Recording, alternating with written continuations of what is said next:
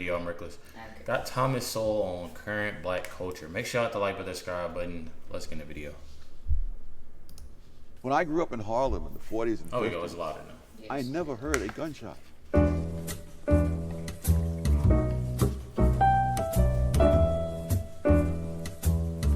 Well, let me read what you say in your preface. Let's say it again. Well, let me read what you say in your preface. You say, "Let me state here, and now that these essays do not mean 1, all Southern whites were or are rednecks; 2, all black Americans today or in the past were or are black rednecks. One cannot predict," you write, "much less forestall all the clever misinterpretations that others might put on one's words. The most that can be done is to alert honest people to the problem." Black rednecks, who are they? These would be blacks who came out of the Southern culture and who carried that culture with them north into the urban ghettos and into the ghettos of the South, for that matter, and who have not moved out of that culture since. Over the years, both blacks and whites have moved away from that culture. But in the poorest and worst of the ghetto areas, there are lots of people who have not. And these kinds of, it's a culture which didn't do whites any good, and it's certainly not doing blacks any good today. And the tragedy is that people regard this culture as somehow the authentic black culture, and therefore you're not to interfere with it. I'm proud to be a bartender. Ain't nothing wrong with that. I don't feel no ways tired. I come too far from where I started from. Black English is considered not quite proper English.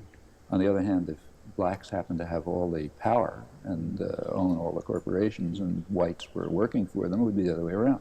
There was a period, I'm trying to remember now, I believe it was in the mid-70s when substandard English began to become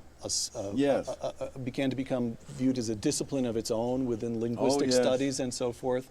And for all I know, it was all perfectly legitimate that certain speech patterns would be traced back to various regions in Africa and so forth. And this is a language of its own. It has its own validity. But your argument would be, I don't really care what its validity is. It's holding people back. It's preventing them from participating in the wider society. Is that right? Absolutely. And also, none of these things went back to Africa. Oh, is that so? No. You can. Yes, they did not go back to Africa.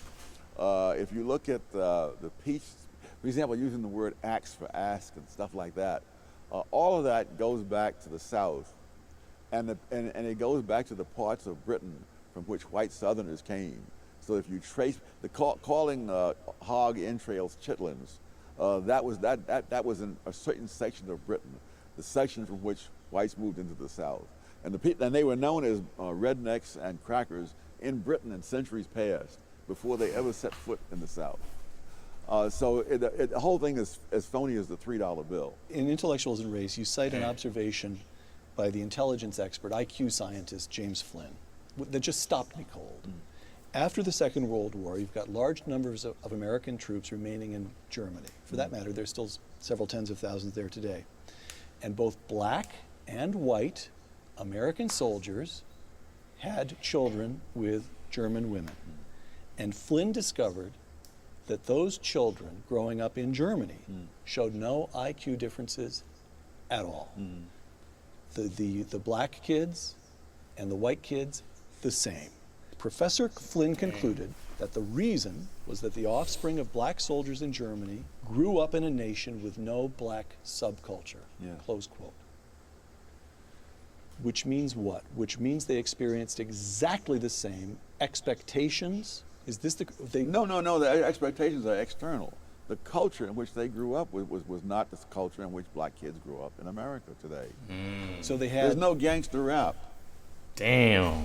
That was pervasively available in Germany. So here's what I'm getting.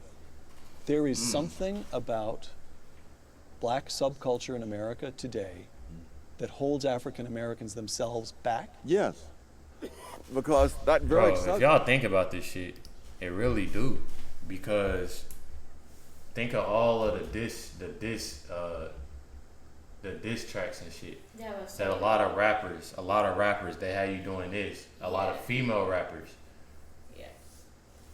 So it's not only that it's rappers out here, and I listen to rap. I'm not about to be a hypocrite, but then again, I don't live my life, you know. I would say but we don't take what they're saying. But it's a lot of people that do. Yeah.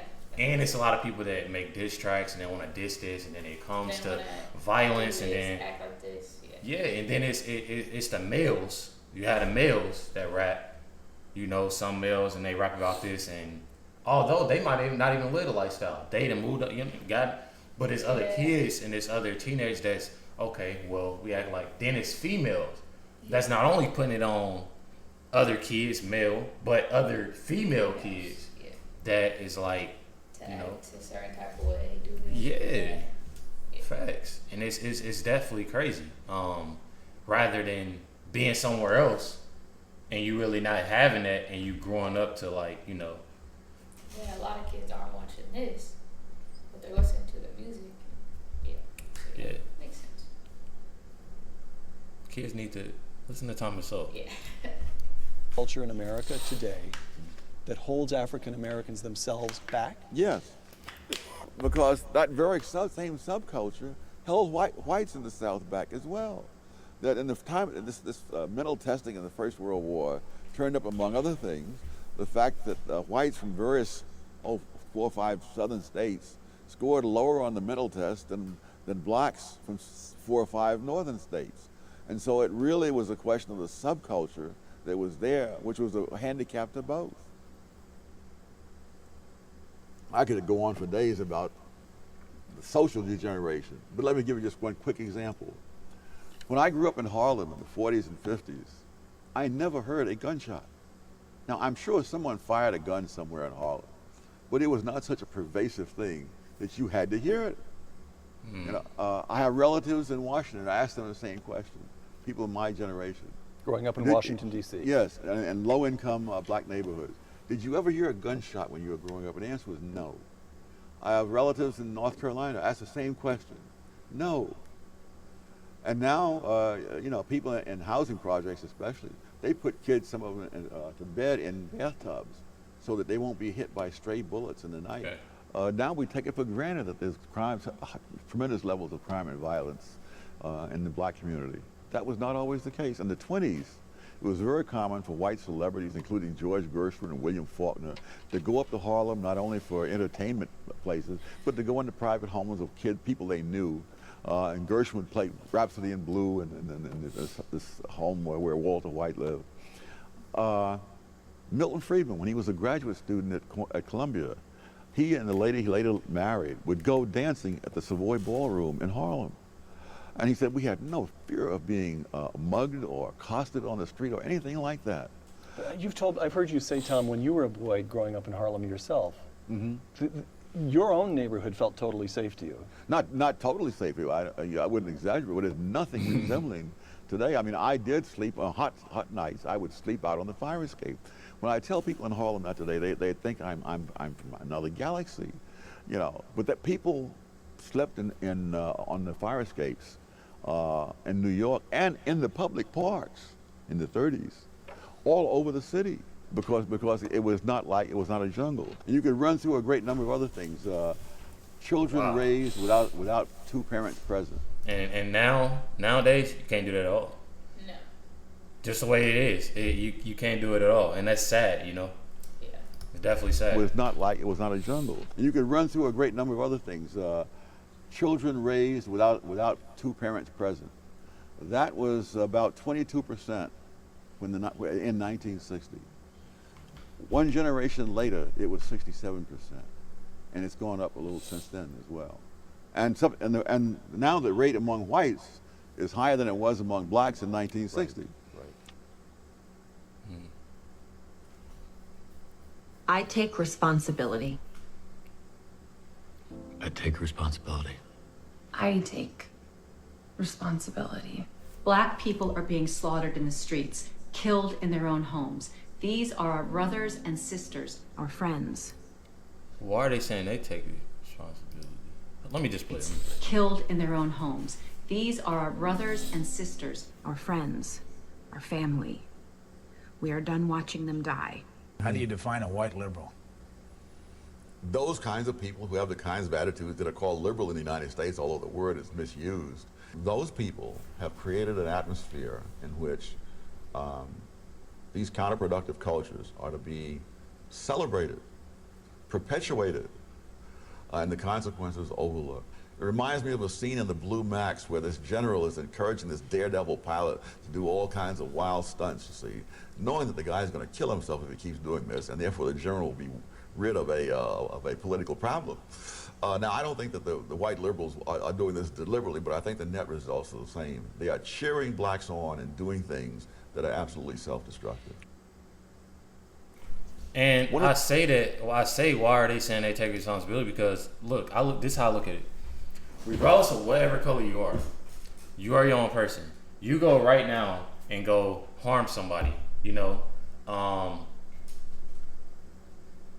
that's on you. You take, that's, what do I always say? You take self-accountability. You want to take that. My take on black people, black culture, I look at the fact that how in the hell are we helping each other move forward if we're not doing nothing but killing each other? We just got done talking about the diss song and this and that. Bro, it's so many people that I know went downtown, and I bullshit you not. People that I know went downtown and walked that Black Lives Matter. Signs, t-shirts, all this. Black Lives Matter. But then those are the same people that retaliate or, you know, look, I'm speaking of, I'm saying black people, or you white, or you Mexican, regardless, the same people. But more importantly, Black Lives Matter, black people going, and it's like, okay, well, I'm going to Black Lives Matter, I'm holding up my sign, Black Lives Matter, black, and then you go right next day, oh, I got a problem with this. I'm saying I got a problem with this nigga over here, you feel me? Damn, like, I'm you know what I'm saying? Like, that's not helping. To me, it's not helping. You can't sit there and although Black Lives Matter, that's a whole completely different story. Did a couple reactions on that. But I'm just speaking on an example of that in general. Or just speaking about black people. You know what I'm saying? How is it helping us when we killing each other? That's the thing. Like, cheering blacks on and doing things that are absolutely self-destructive. One of the things I discovered in the research for my book I'm currently working on is that leaders of groups that are lagging in countries around the world almost invariably have counterproductive policies for them. And it makes perfect sense, because insofar as members of lagging groups assimilate into the values and achievements of the larger society, they don't need those leaders. I mean, there's no mystery to me as to why Jesse Jackson says what he does, or Al Sharpton and others, because that benefits them, but it does not benefit the people they lead. And all the incentives are for leaders to lead people into things that don't help the people, but help the leaders. What you'd create there would be an exception for Dr. King, though, wouldn't there? Yes, but one of the things he was different because he was earliest, or what? Why? What's different about him? Well, it's like insurgent movements in general. When an insurgency starts off, by definition, it has an uphill battle. Now, and you can look at the history of Christianity, for heaven's sake. If you're going to be a Christian in the Roman Empire, you know, before in the first century, you had a lot of grief to go through. Now, but after Christianity becomes the official religion of the Roman Empire, this is a bonanza, and there's a lot to be done. And so now you will follow policies that are the opposite of what you advocated. You will see that with all kinds of other insurgent movements. Somewhere, watching this interview, there's a young Thomas Sowell.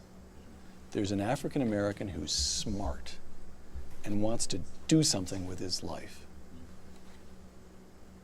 It seems to me we've already got one piece of advice you'd offer to him is stay away from the racist industry. Stay away from the race hustlers. What advice would you give a young Thomas Sowell?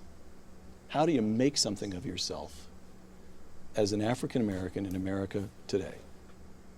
the way anybody else would. You equip yourself with skills that people are willing to pay for. I like how you talk. I'm telling you. It happens to me. I like how you talk. Yeah. I'm telling you, shit, that make me smile. I like how you talk. Come on. I feel like it's a lot of young kids, young teenagers, young adults that need to be listening. And just take a moment. Take a little bit of time out of your day. Listen, You know what I'm saying? needs more instead of Facts. You feel me? thoughts. Make sure y'all hit that like button, that subscribe button. Definitely appreciate y'all tuning in and watching this reaction. Got to get these reactions dropped. 5 reactions dropped today, so make sure y'all check them all out. Definitely appreciate everybody tuning in and watching this reaction. Catch y'all next one.